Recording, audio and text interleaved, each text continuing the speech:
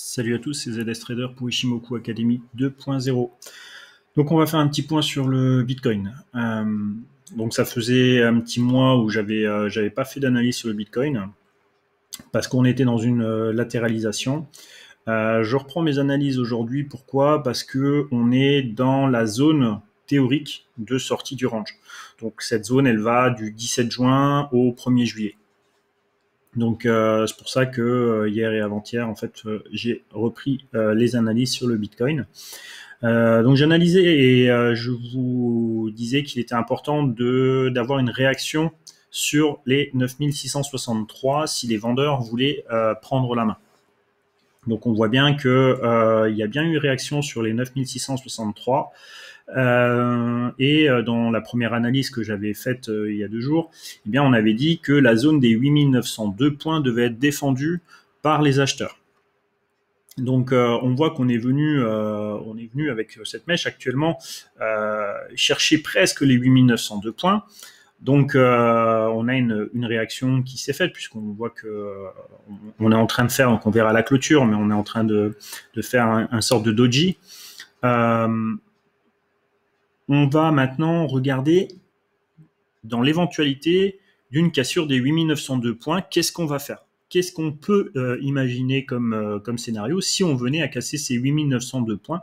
Eh bien, c'est ça l'intérêt d'Ishimoku, c'est de pouvoir prévoir en tout cas le chemin potentiel futur.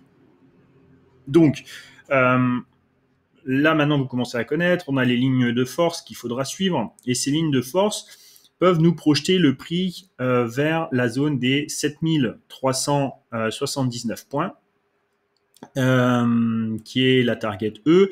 On a deux zones également, 8263, 8018 points, qui est les cibles V et N. Donc, ce qu'il faut maintenant observer, donc si et seulement si on casse les 8902 points, encore une fois, je le rappelle.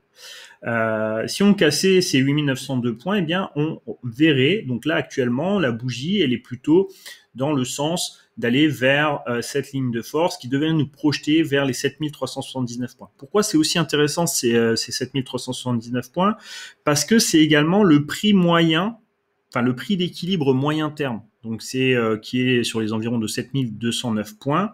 Donc on reviendrait vers un prix vraiment intéressant pour penser à racheter du Bitcoin.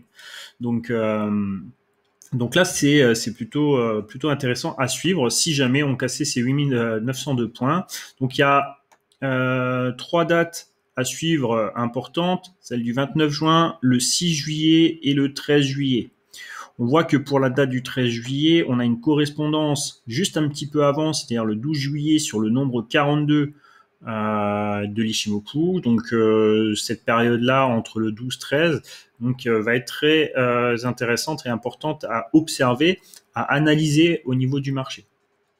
Au niveau des lignes de l'Ishimoku, ce qu'on peut observer, c'est que avec cette bougie, cette dernière bougie là qu'on a fait, je vais un petit peu zoomer, eh bien on a repris dynamiquement la tendance de baisse de Tenkan. Donc Tenkan en fait est venu faire un angle, donc on est venu baisser dynamiquement avec ce point bas, en fait fait le nouveau point bas de 9 périodes.